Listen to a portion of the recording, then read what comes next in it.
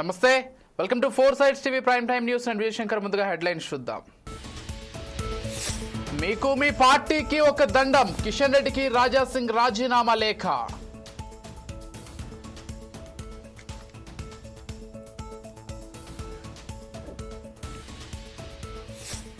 AP BJP నూతన అధ్యక్షుడిగా మాధవ్ రేపు అధికారికంగా ప్రకటించనున్న అధిష్టానం.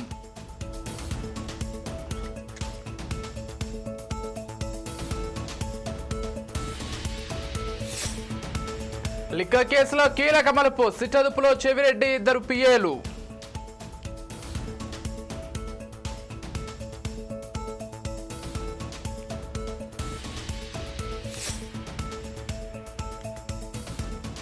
పేదల జోలికొస్తే ఉద్యమం తప్పదు, హైడ్రాపై ఎంపీ ఈటల ఫైర్.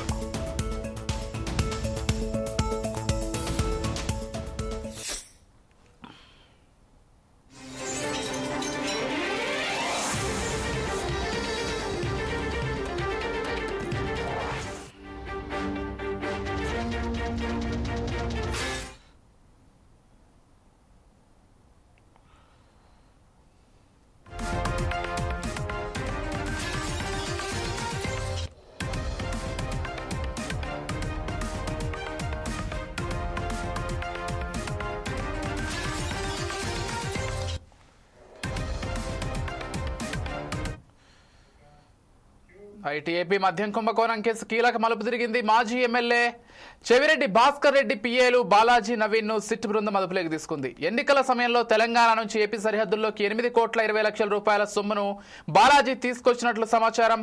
అప్పట్లోనే ఈ సొమ్మును ఎన్నికల సంఘం స్వాధీనం చేసుకుంది. మరోవైపు సిట్ బృందం వెంటాడుతుందనే భయంతో వీరిద్దరూ ఇండోర్ పారిపోయారు.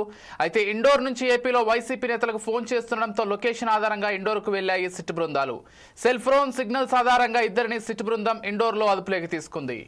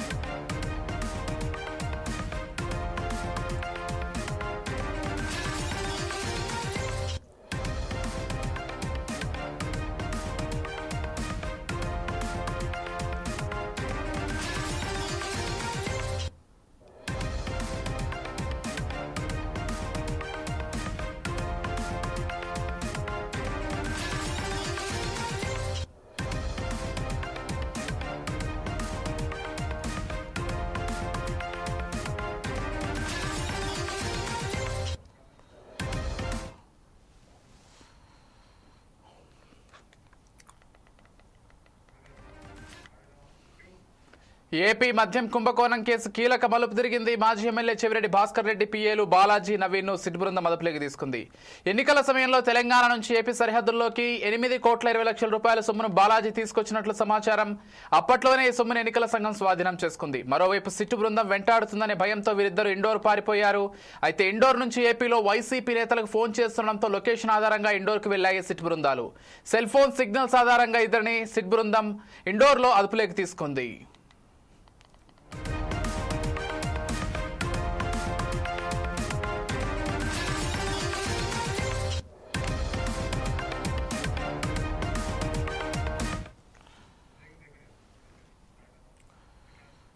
తెలంగాణ కర్ణాటక ప్రభుత్వాన్ని కాంగ్రెస్ అధిష్టానం ఏటీఎంగా వాడుకుంటోందని కేంద్ర మంత్రి శోభా కరంద్లాజే వ్యాఖ్యానించారు. తెలంగాణ కర్ణాటకలో పాలన పూర్తిగా అగమ్య గోచరంగా తయారైందన్న ఆమె 2 రాష్ట్రాల్లోనూ 50% కమిషన్ ప్రభుత్వాలు నడుస్తున్నాయని ఆక్షేపించారు. ఇరు రాష్ట్రాలకు ఇచ్చిన గ్యారంటీలు అమలు చేసే దిక్కులేదని మండిపడ్డారు. ఢిల్లీలోని కాంగ్రెస్ అధిష్టానాన్ని ఖుషీ చేయడమే రేవంత్ రెడ్డి పనిగా మారిందని వ్యాఖ్యానించారు. कर्नाटक का कांग्रेस सरकार, तेलंगाना का कांग्रेस सरकार, कांग्रेस दिल्ली हाईकमांड का एटीएम कार्ड है। कर्नाटक में भी गारंटी अनाउंस किया, उधर कांग्रेस को जीत हुआ। उसके बाद कांग्रेस का हाईकमांड सोचा तेलंगाना में भी गारंटी का भरोसा देना, गारंटी नहीं देना, भरोसा देना। 2 साल के बाद कर्नाटक का लोग अब सोच रहे हैं कांग्रेस को हम क्यों चुना है। एक भी विकास का कार्यक्रम कर्नाटक में नहीं चल रहा है। क्या क्या गारंटी अनाउंस किया था वो भी ठीक से नहीं चल रहा है। सड़क नहीं, घर नहीं, बिजली नहीं, शिक्षा को पैसा नहीं। आने वाले दिन में सरकारी नौकरों को सैलरी देने के लिए भी मुश्किल होने वाला है। ऐसा कर्नाटक का सरकार है। तेलंगाना केवल 1.5 साल में मैं रेवंत रेड्डी जी को पूछना चाहती हूं, आप क्या किया? विकास का कार्यक्रम किधर चल रहे हैं? पॉट होल फिल करने के लिए भी आपके पास पैसा नहीं है। पिछले सरकार कुछ कार्यक्रम किया था, उसको आगे बढ़ाने के लिए भी आपके पास कार्यक्रम नहीं है, क्योंकि पूरा का पूरा पैसा गारंटी, दिल्ली से कुछ पैसा आया तो उसको कमीशन ले लो, पैसा बनाओ, करप्शन करो एंड दिल्ली हाईकमांड को पुश करो। ये कर्नाटका एंड तेलंगाना सरकार है। టీడీపీ ఎమ్మెల్యేలు దోపిడీ కార్యక్రమాల్లో మునిగిపోయారని నిన్నటి పొలిట్ బ్యూరో సమావేశానికి 56 మంది గైర్హాజరయ్యారని వైఎస్ఆర్సీపీ నేత మాజీ మంత్రి అంబటి రాంబాబు అన్నారు. ప్రజల సంక్షేమాన్ని గాలికొదిలేసి 15 మంది ఎమ్మెల్యేలు విదేశాల్లో విహరిస్తున్నారని ఆయన మండిపడ్డారు. ఇసుక దోపిడీ చేస్తూ మద్యం కమిషన్లు దండుకుంటూ వారంతా బిజీగా ఉన్నారని అంబటి ఆగ్రహం వ్యక్తం చేశారు.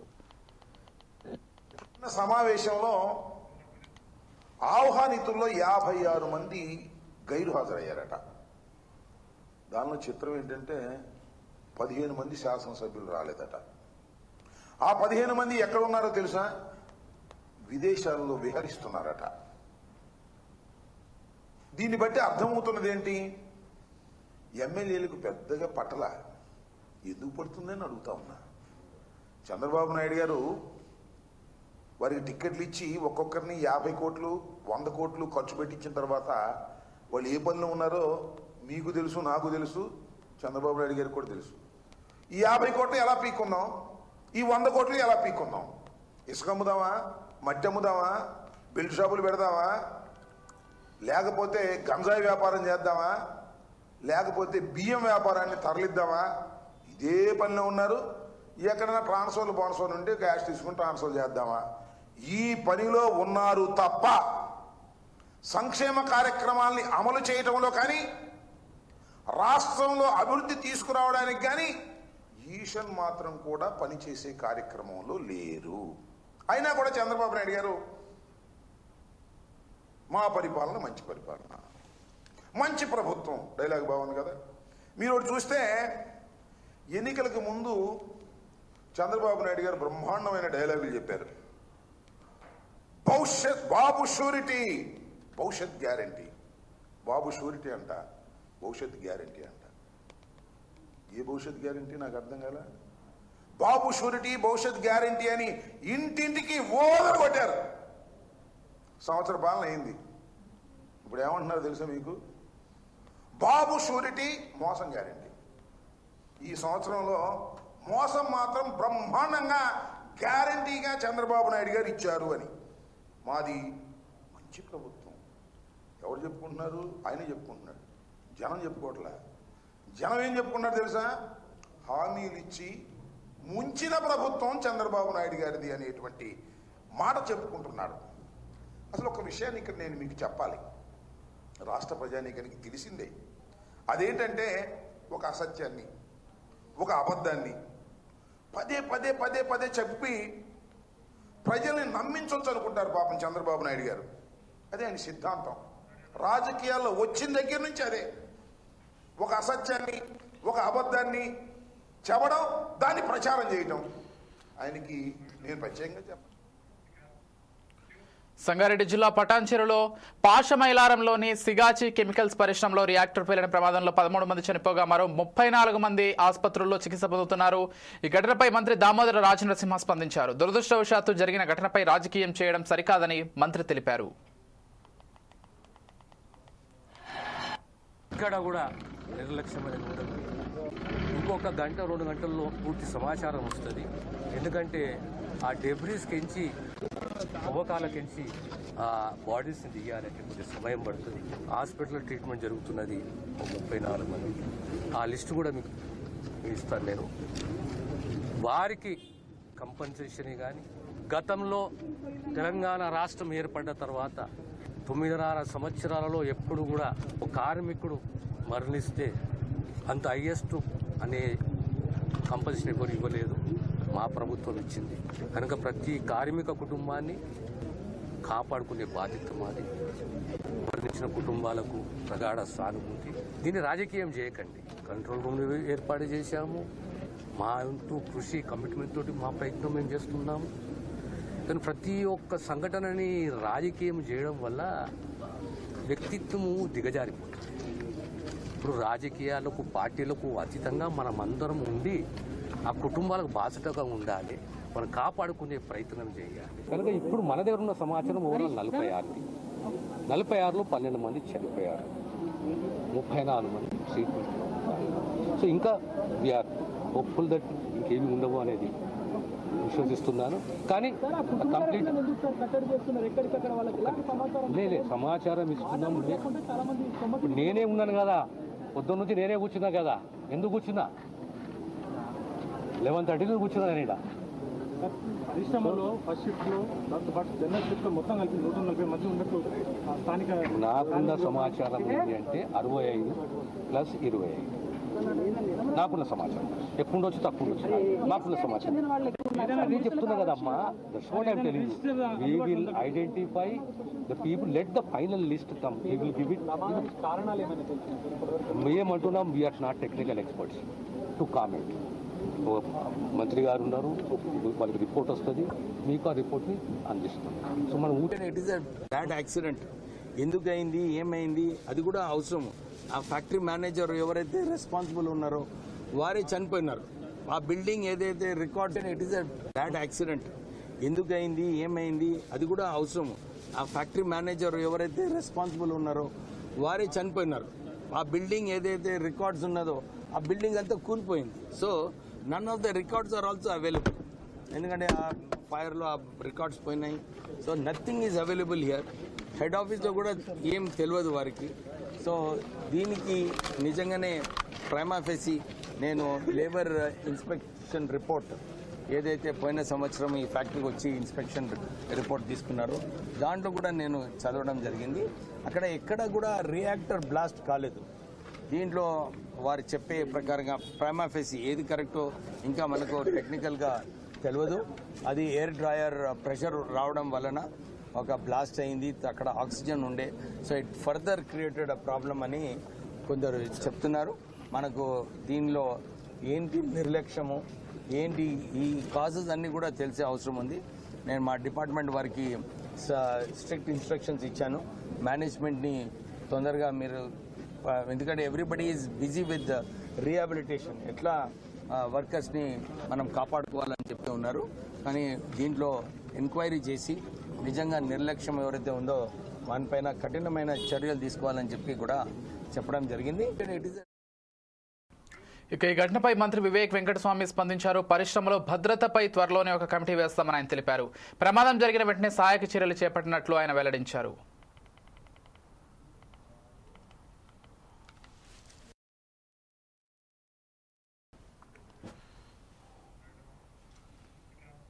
జూలై 4న తెలంగాణలోని అన్ని గ్రామాలు కాంగ్రెస్ పార్టీ అధ్యక్షుల సమ్మేళనం జరగనుంది. హైదరాబాద్ ఎల్బీ స్టేడియంలో నిర్వహించిన ఈ సభకు ముఖ్య అతిథిగా ఏఐసీసీ చీఫ్ మల్లికార్జున ఖర్గే హాజరు కానున్నారు. రాజ్యాంగ పరిరక్షణ కోసం దేశవ్యాప్తంగా కాంగ్రెస్ చేపట్టిన జై సంవిధాన్ కార్యక్రమం తెలంగాణలో విజయవంతంగా సాగుతోంది. ఈ క్రమంలో గాంధీ భవన్లో జూలై 4న పీసీసీ రాజకీయ వ్యవహారాల కమిటీ భేటీ, పీసీసీ విస్తృత స్థాయి సమావేశాలు జరుగుతాయి. అదే రోజు సాయంత్రం ఎల్బీ స్టేడియంలో 15,000 మంది గ్రామస్థాయి నేతలతో బహిరంగ సభ ఏర్పాటు చేశారు. వీటి ద్వారా క్షేత్రస్థాయిలో పార్టీ బలోపేతంపై కాంగ్రెస్ ఫోకస్ పెట్టినట్లు సమాచారం.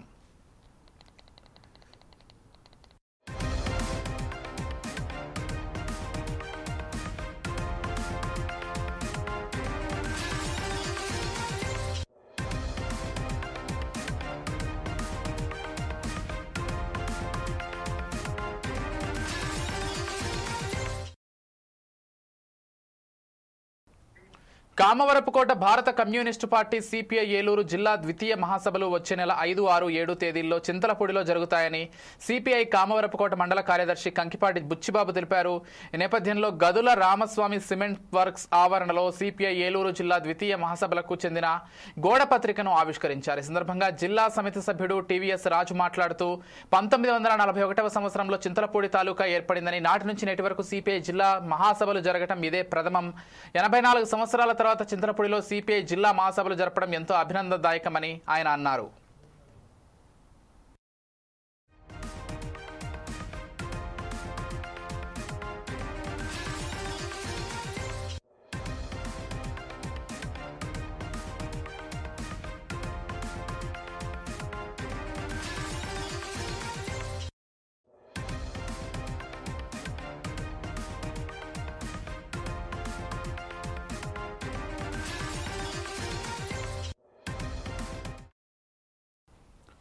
సున్నం చెరువు వద్ద పేదల ఇండ్లు హైడ్రా కూల్చివేతలను కాంగ్రెస్ పార్టీ ఎమ్మెల్యే ఆరికపూడి గాంధీ అడ్డుకున్నారు. హైడ్రా అధికారులపై ఎమ్మెల్యే ఆరికపూడి గాంధీ ఆగ్రహం వ్యక్తం చేశారు. కూల్చివేతలు వెంటనే ఆపాలని అధికారులకు తెలిపారు.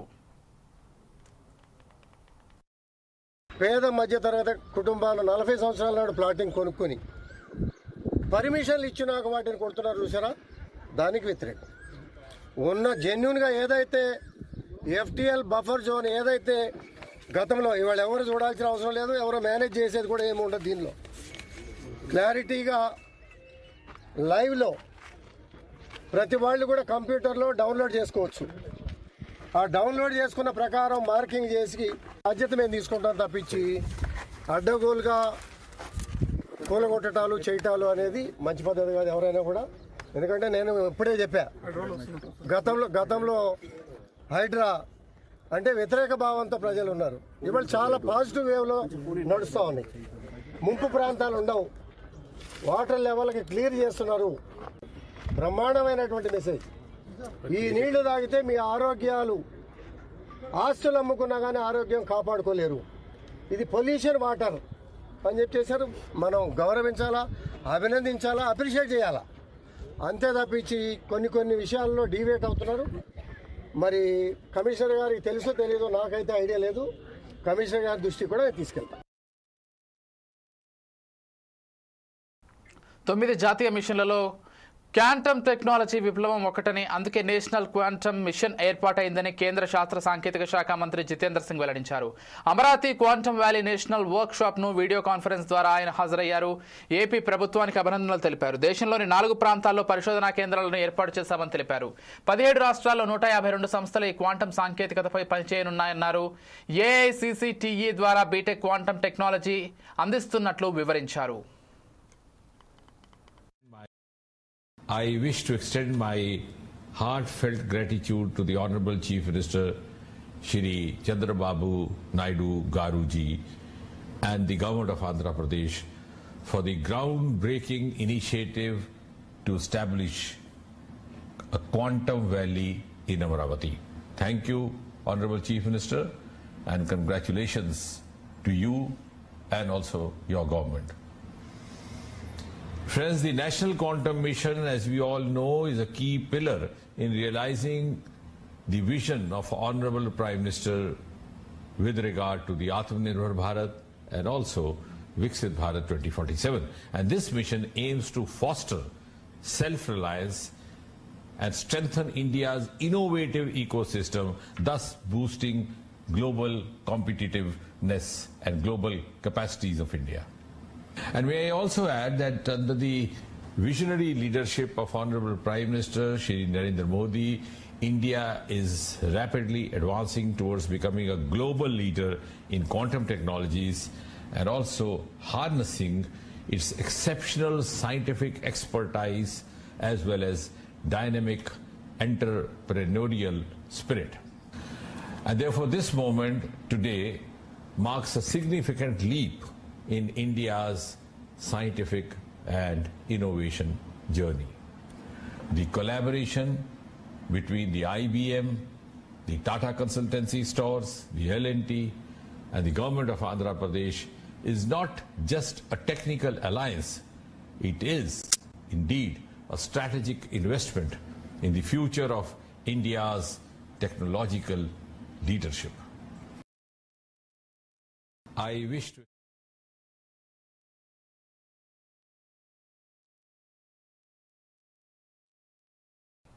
ఇవి bulletin updates. This is Vijay signing off.